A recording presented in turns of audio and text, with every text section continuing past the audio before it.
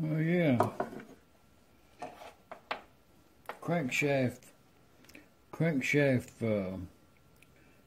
babbitt bearings. Done got the bottom piece in there, and the top piece is in the cap up there. I done already scraped them up a little bit right there. You know, just took that glaze off of them, and that's about a 800 grit polish on that. That'll be just fine right there. And I did go ahead and lay in some new bolts, but to the way I do this right here is it's got two of these big thick shims. Them big old thick shims is well, we'll just check it there with the micrometer. 60 thousandths. These right here are just kind of like a spacer. I mean, it's a shim, but it's bigger than that radius is, and it catches that babbitt bearing there, so it won't turn right there. But I've got, this is the shims that come out of this engine. I got some thin ones right there, 3 of them, and I got 2 there, and let's see what they are. Yeah, now, let's just put the micrometer. I think it's about 10 thousandths. Oh, that's 16 thousandths there. It felt a little thick. That's a 16. And then we got a couple of, that's a 16. So I'm going to say there's 4 of these 16 thousandths right there. That comes in at 17 up there. Let's see. That's 17. You know, they just used what they had. And then I've got 3 of these little thin ones right here, which is probably about 5,000. It's 4.5. Well, you get the general idea. That's 4.5. So, you know, I'm probably logged in about 5 thousandths thick. So that's what we got to work with. And that's, you know, just setting it on there, that's how much play we got.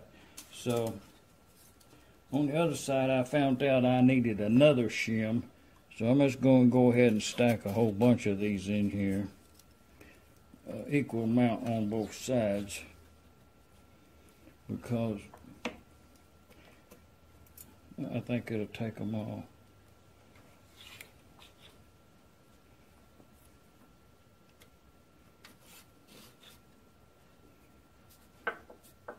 Let's see what we got.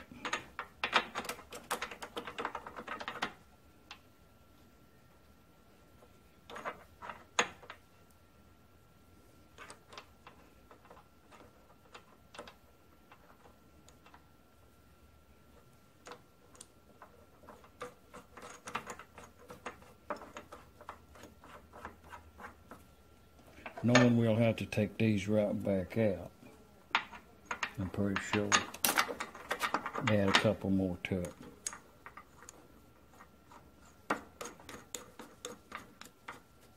Once I get these adjusted, I think I'm going to put some lock washers under there, you know.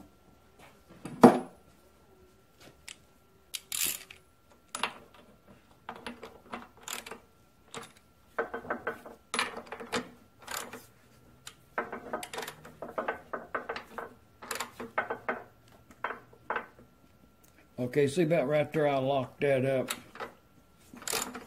So, definitely, we're going to have the other 3 right there, for sure.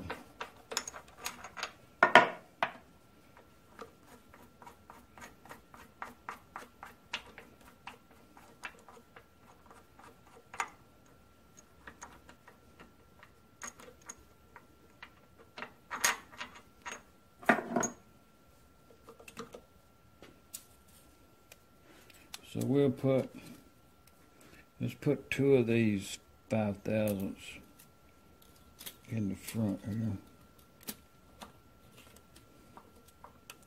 And we'll put this one in the back part.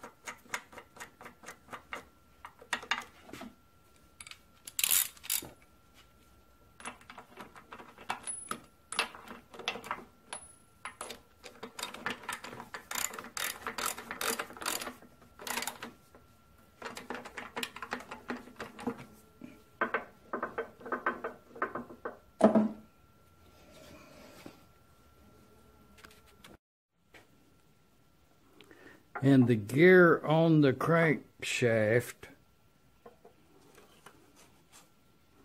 this gear right here, when it comes around to that cam gear, you can see that there's 2 teeth marked on the cam gear and 1 tooth marked on the crankshaft pinion gear. So if you highlight them a little bit there before you put them back together, you can readily see them from this side with the bearing cover off to confirm you're in time. Also, you can look in the other side and confirm that fact. Well, now that we got them shims sorted out, this is the kind right here, this Permatex stuff. This is the part right down here that dries. This dries really hard and sets fast. So you want to put a big old gob of it right there in them corners. See right in there? Right there in the corner. And you want that to set up. You want it to ooze out, and then you can clean it up later. But you do that, and then you slide them shims back up there in it. Like that. Because that's a place right there that's prone.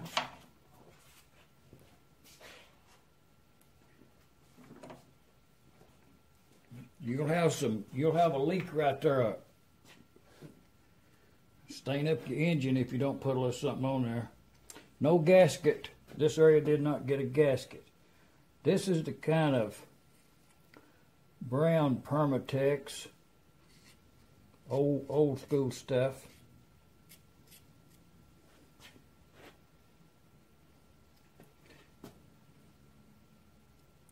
And most of the time, that area right there will be a slight mismatch. And the fact it don't have a gasket, if you put some excess Permatex there with the intent of cleaning up the outage, it'll work in your favor.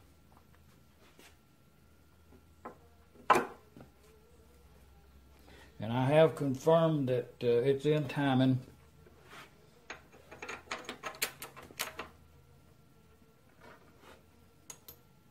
And I'm going to use lock washers on these for the fact that the housing was such a mismatch at the factory, and the way they machined it, the casting, left a little bit to be desired in lining it up.